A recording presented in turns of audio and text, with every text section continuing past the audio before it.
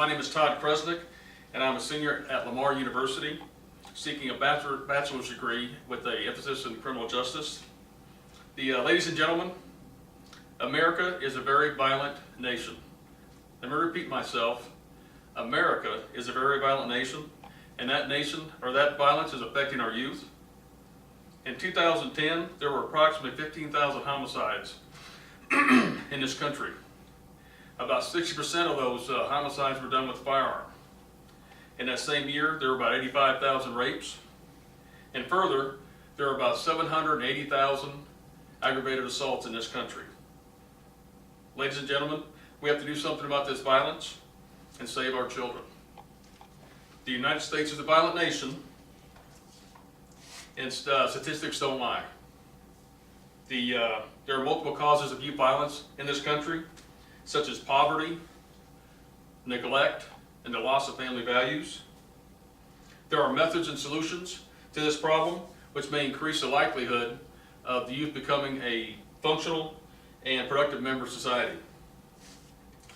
Let's review some of the data in this country. Violence is embedded in our country and in our history. It's impacting our youth in a negative way. In 2010, there were over 4,800 youths that were victims of homicide. Youth would be described as youth between the ages of 10 and 24. Homicide is the second leading cause of death for persons ages 15 to 24.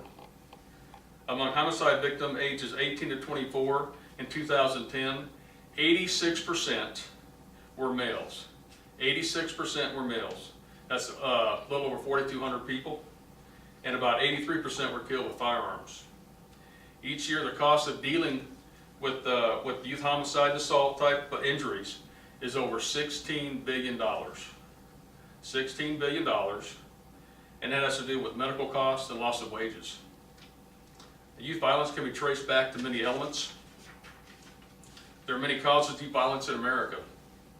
A survey was conducted in the year 2000 based upon interviews of youths from violent neighborhoods, which cited characteristics leading to youth violence to include poverty, broken homes, and poor family environment. The poverty rate in America rose to 15% in the year 2010, and that reflects 46 million people. Of that 46 million, 16 million were youth. That's 0 to 17, 16 million. Poverty threshold for the year 2010 was a little bit over 22,000 for a family of 4. The breakdown of the nuclear family equates to a lack of guidance and structure. Affected youth have a higher absenteeism in school, and the dropout rate is 7 times more than norm. Solutions aren't easy, but there are some available, such as introduce and reintroduce values into the family. Attending church as a family to both embed values and conduct family activities. Parents need to spend time with their children. They need to be interested, invested in their lives. Community programs are important. Such programs as Violence-Free Zone Initiative and Blueprints for Violence Prevention are anti-violent programs for schools and their communities. Help to keep you busy and engaged with activities. That's very important. School activities can include sports, chess club, drama club, or a host of other activities to help develop and keep young people engaged and occupied. Community-based programs such as Girl Scouts and Boy Scouts, and again, sports, will also serve to keep the kids busy and develop them into young, productive people in society. We need to keep our youth in school, and obtaining an education is of utmost importance. An educated person is a person with opportunities to include better employment choices and salary. An educated person can have a better quality of life, and that leads to career enjoyment, vacations, better homes, better vehicles, etc. Poverty-stricken adults are more likely to have children that follow in their footsteps. But if their children were to become educated parents, that cycle of poverty can cease. Keeping youth engaged and busy at home in school and in the community is very important to their development. So having interested parents set adequate guidelines is important.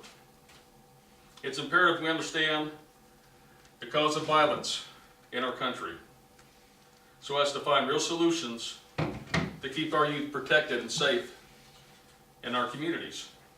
Fighting poverty, instilling family values, group activities, and having role models and parents that are interested in their kids' lives are all needed in this equation.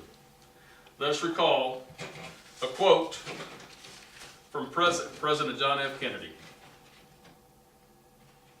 We must do all that we can to give our children the best in education and social upbringing. For while they are the youth of today, they shall be the leaders of tomorrow. My name is Todd Kresnick, and I'm concerned about the youth and violence in our country. Thank you.